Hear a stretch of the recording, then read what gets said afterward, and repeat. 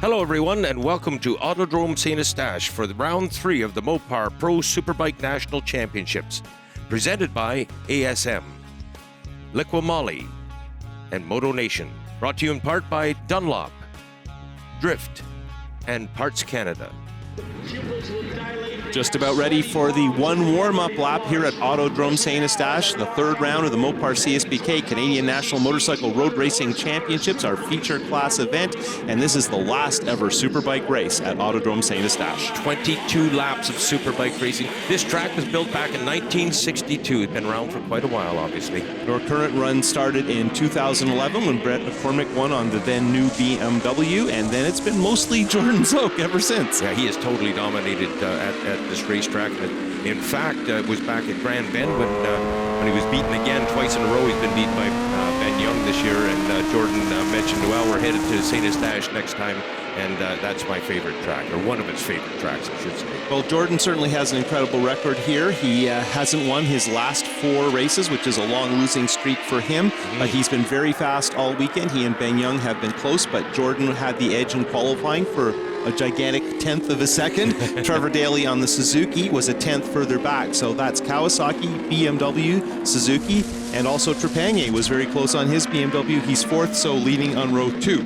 Quite so. The front 3 riders, as a matter of fact, all in the 45-second bracket in qualifying, and then we had 5 riders stacked up in the 46-second bracket. So we have a very tight field here, and it should play out to some very exciting racing. 2 major problems here. Got to get a start, and it's tricky because of the drag strip start-finish line. You'll see everybody spreading out trying to miss the burnout areas, and then traffic is a huge concern because it's tight and it's hard to make a pass and easy to lose your rhythm. So lots of pressure on these guys, lots of concerns heading in. Now we're looking at row 2, I believe that was Williams and Trepanier there. Now we're looking up from Trepanier's BMW onto row 1, and we're just about ready to go. You can see Ben Young in the middle there. He is our points leader for the BMW team.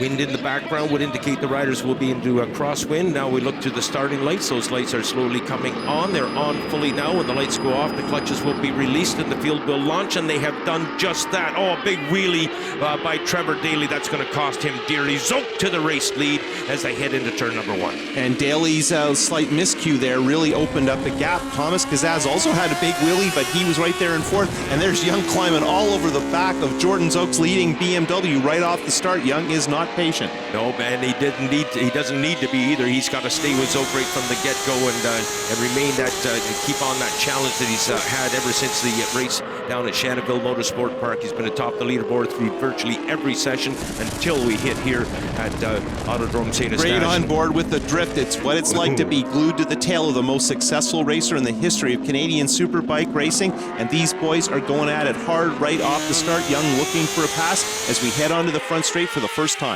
Daley holding on to 3rd spot. In behind him, I believe we have Jeff Williams and Tommy Casas going at it. A youngster and a wily veteran, if you will, on board the number 7 BMW, that red unit. Heading through the S's, up a little hill here, then down into the carousel. Long left-hander.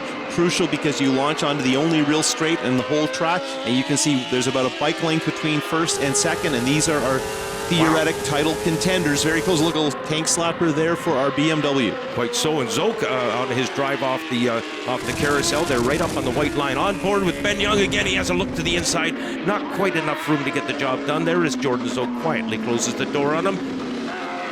It looks like Young is hunting. He's looking for a spot. Coming onto the front straight, really tricky through here, trying to avoid all the rubber where the burnouts happen when they run this course as a drag strip. And it has a stock car oval. We had a stock car race last night, so very busy multi-purpose facility that's closing at the end of September. The distance that Jordan Zoke and Ben Young are now establishing over Trevor Daley further emphasizes how disastrous that start was for him with that wheel stand. And now we find that Daley, instead of being up front with the top, in the top 3 grouping, finds himself in a grouping in behind, and he's watching the action from there. Yeah, there was certainly some hope that Trevor would be right here in this battle. Look at that move. Young looking to make the move. But Daley is, in fact, under some pressure, I think, from Jeff Williams on the BMW and Kazaz on that Works Yamaha. So good effort by Kazaz in his 3rd ever career race in a Superbike with the R1. Young just about overlapping Zoke's back wheel as they came out of that corner onto the front straightaway. His front wheel, and he took that wide line to the 2 riders' right. It looked like he might take a swooping dive at Zoke, but of course that did not materialize. Ben Young holds on the second spot and will come out of the carousel once more. Now, Daly is starting to break away from that pack, but whether he can chase these guys down remains to be seen. You can almost see the traction control on Young's BMW. The tire steps and then settles and steps and settles. He's right on the edge and working the tire as hard as he can. And he was probably 10 bike lengths behind Zoke a lap ago. Now he's right with him, and you do see the differences in the riding style. And Young, so smooth as he gets right onto the tail of Zoke on the brakes. Yeah. Front wheel just about touching his back wheel. Those Dunlop slicks, and of course new compounds this year from Dunlop, and new profile for Superbikes in particular. Now, we have not approached the lap record, ironically. Zoke setting that lap record back in 2015. Just a little bit short of it in qualifying this year. And I think part of the problem is because this track is used for so many things, it's hard to get the conditions exactly the way you want it to get them that last little bit out of the pavement if it's been used for a lot of different things over the last few days, and the track has been very busy. There goes Young into the infield, chasing Jordan Zoke. Just a little bit of distance between them this time around, maybe 2-3 bike lengths. Zoke, Young will no doubt close it up, and he's doing that just now as again they come through that left-hander onto the front straightaway in front of the gallery. Young has good speed in that final turn, but it's almost impossible to do anything with your advantage there, and Jordan always seems to get a good drive onto the front straight, and being cagey about where you can unleash the horsepower. This track is not an easy place to handle a 200 horsepower motorcycle, and there's only a couple of spots where you can even hold the throttle all the way open. Well, Zoke, of course, is wanting to rebound from not winning the first 2 races of this year. He's got fast qualifiers, so he's got important points from that, and it looks like he's scoring perhaps some lead, race lead. Here goes Young. Young slingshots himself right into the lead and into the infield. Now we're on board with Jordan Zoke having a look at Braveheart. Now we look at both of those riders, and Daly is getting away from that group and maybe closing up with just a tad here. Gonna be hard to catch these guys. They're pushing pretty hard. Young made a decision to go by Jordan and committed to that pass. He picked up the line more or less on the exit after he made it on the brakes, and now he's got a few lengths, and no doubt Jordan's going to go to school, and now we're on board with Jordan's Kawasaki having a look at that BMW of Young. And of course this actually helps Zoke, right, because now he knows what Young's got.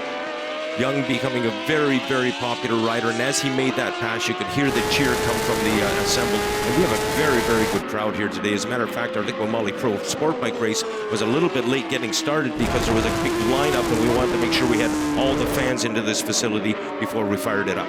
And Young has won 3 of our last 4 nationals. Jordan has not won since last July at Atlantic Motorsport Park. So almost a year, and look at the front wheel kind of bouncing off the track as the bike accelerates there on Jordan Zoke's Express Lane Blackfoot Kawasaki. Jordan is hard on it, and like I said, going to school a little bit, see what Young's got, and this is probably a good situation in terms of Jordan being able to evaluate where his strong points are and what might work late in the race. The first 6 laps of this race, Ben Young was all over Jordan Zoke. Now Ben Young has the race lead, and Zoke is not all over him.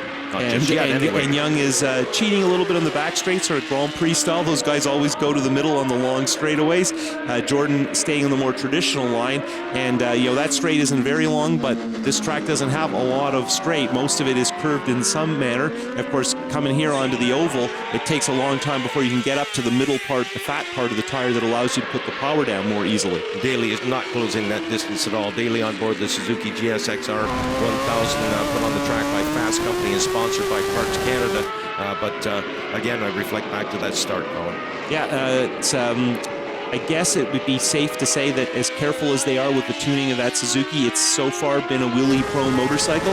We're only 3 weekends in with the Suzuki, and he didn't get a good start, and he has some good help from former top pros Ross Milson and Brett McCormick, one of the stars of our series, and they've been helping him with the motorcycle and doing some coaching. And I know that McCormick has been pretty strict about trying not to wheelie, try and keep the front end down, use the rear brake if you have to, get as much performance onto the ground, make the horsepower work on the pavement. What a difference from last year. You remember Daly came to this racetrack last year on his own and did everything on his own. This year he's got 2 motorcycles there, and as you mentioned, Milson and McCormick helping him under the tent, and that's some pretty heady hens to have on board. Heading into the carousel, pretty much status quo as we chat about the Suzuki of Daly. This is the BMW leading the Kawasaki, and there ain't much in it. Here comes Zoke taking a run now. No, Ben Young's going to hold him off, so Ben Young will once he breaks the beam on the front straightaway, record another lap. So his qualifying effort of second spot will net him 3 points, but Jordan picked up 4. So already through this season, we're not even reaching the halfway mark, but we're starting to keep an eye on the point spread. One race ago, Jordan really tried hard to win at Grand Bend and came very close. Certainly led, certainly showed pace, but he looked like he was working really hard. Here at St-Eustache, a little bit more like the old Jordan, little less busy on the motorcycle, a little more calm. Never as calm as Ben Young, one of the calmest people on a motorcycle there is, deceptive in his pace, but Zoke looks a little more like himself now. Yeah, he's comfortable for sure. He is definitely comfortable in that saddle. Now take note that Zoke led the first 6 laps, and we're coming up to lap number 12 coming up, if I'm not mistaken. That'll give 6 laps to Ben Young, so close through everything here. Close in lap times, close on the racetrack, and close in points grab. And Jordan picked up a couple of points because he got pole. Young was second. Young still got some points.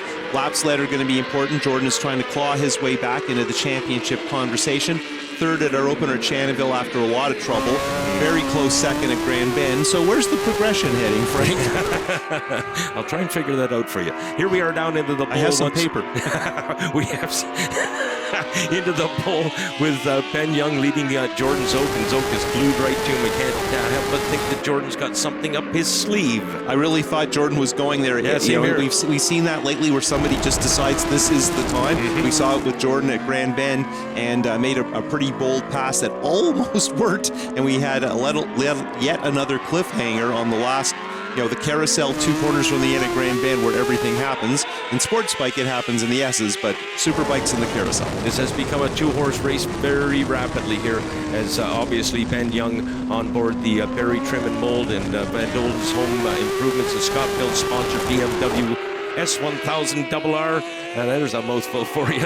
He's doing Did you mention BMW Motorrad? I think I did. Young doing a great job now. And if you saw Young's bike with the front wheel just skipping there, and you wonder, is Ben just making some adjustments to the TC? Here we go. I forget how quickly these laps go by, and we're already, I don't know if you saw it in that last shot, but we're coming up on traffic very shortly is what I'm getting at. Right, and Zoke back in the lead. That was a powerful move. Didn't have to change his line, just went by on the outside. Young ain't letting go, that's for sure. He's right all over Zoke coming out of that corner, and now looks to return the favor. Zoke leads down into turn number 1, flips it over onto the right-hand side, and oh yeah, up into the carousel we're heading right now, and we do have company coming. Yeah, and this is a real problem here, is trying not to bog down behind traffic. It's hard to make a move.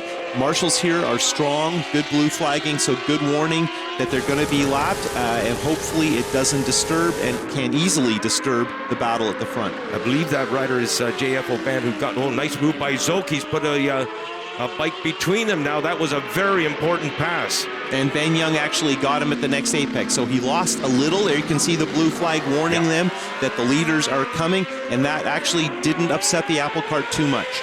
No, and I think one of those riders had received the blue flag before that, because I distinctly saw him look back before they actually headed into the infield section there. Following again, Ben Young on board with Ben Young, I should say, following Jordan Zoke again down into that carousel. No doubt with these lap times that we're experiencing, and if you look through the field, the lap times of the slower riders is going to have these guys in company again very soon. And when we go on board with the drift, you can see all the rubber that's been put down just since the start of the race with these big super bikes, almost 200 horsepower, traction control, sophisticated electronics, and really working those Dunlops hard to use all the power.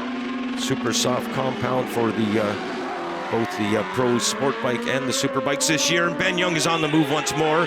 Looks like he has a plan here where he's going to make his pass, if indeed he has one happen. He was right all over him, he was right all over Jordan, I should say, Colin. And then suddenly they spread out. We've got like 8 or 10 bike lengths between them. And that's happened almost every lap, and it's so easy. And a lot of that time, it's tire spinning. You just get cautious for a second and make sure the bike settles. Watch here, Young, every lap just charging onto the back. This time from on board with Young, we can see his bike shaking a bit, and Jordan spinning the tire like they're on the edge here. And I actually think Young looked on the inside and considered it. And you see, he was, significantly back less than half a lap ago. Now he's right on top of Zoke. This is the new Ben Young. He doesn't like running in second spot, and he sure as heck doesn't like finishing in second spot. Champions seldom do. Yes, indeed.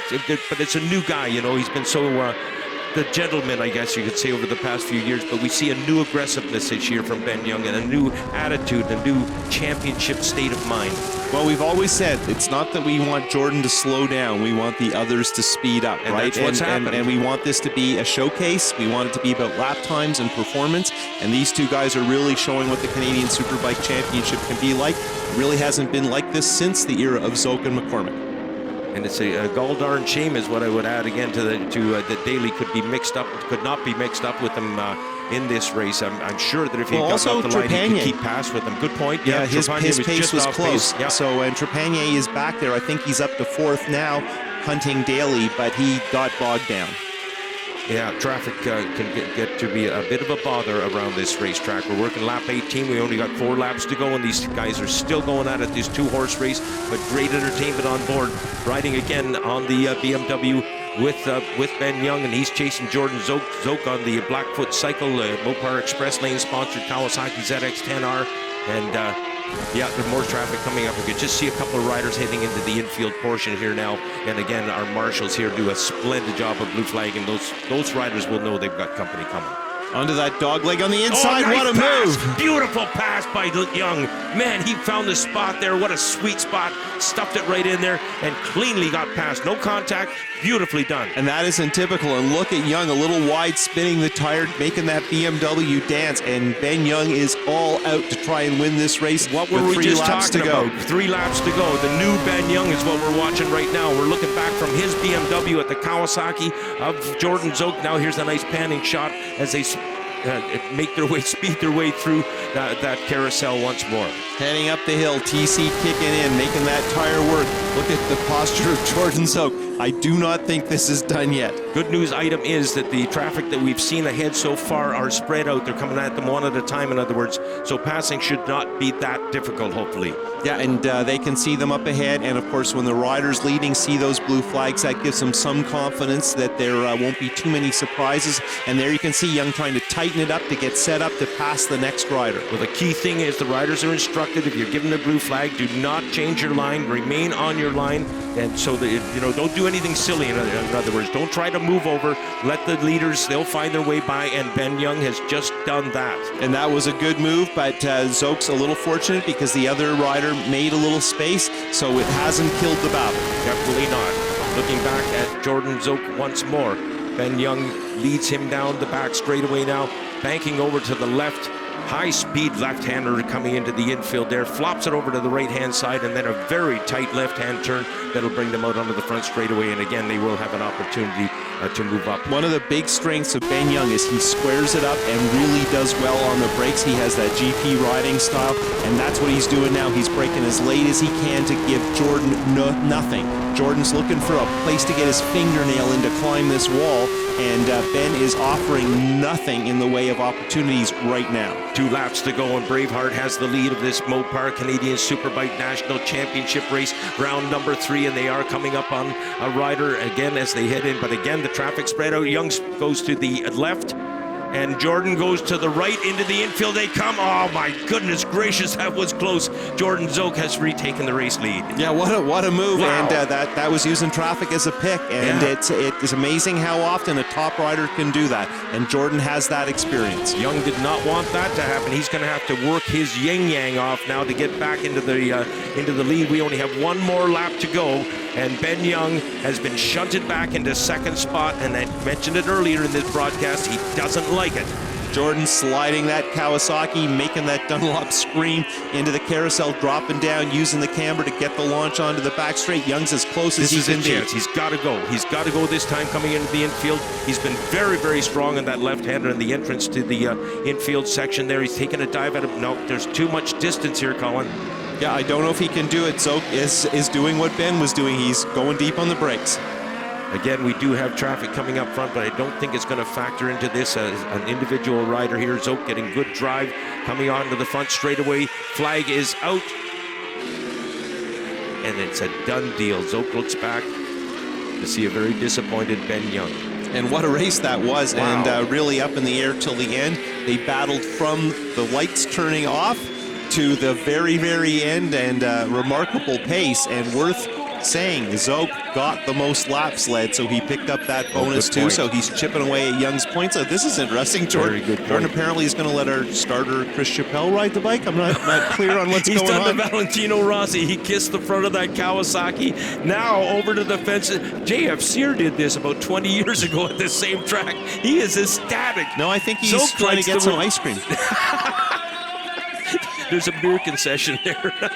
Oh, is he a happy camper or what? Yeah, there's a little bit of release. You know, he's been waiting to win another race. He knew he would. He's won more than anybody else by a mile, but that was brilliantly judged. He worked hard, and it was two of our top guys showing what they're capable of and putting on a great show to close up St-Eustache. Well, there's no question he was disappointed to get beat twice at Canadian Tire Motorsport Park last year, and disappointed to get beaten twice at the start of this season.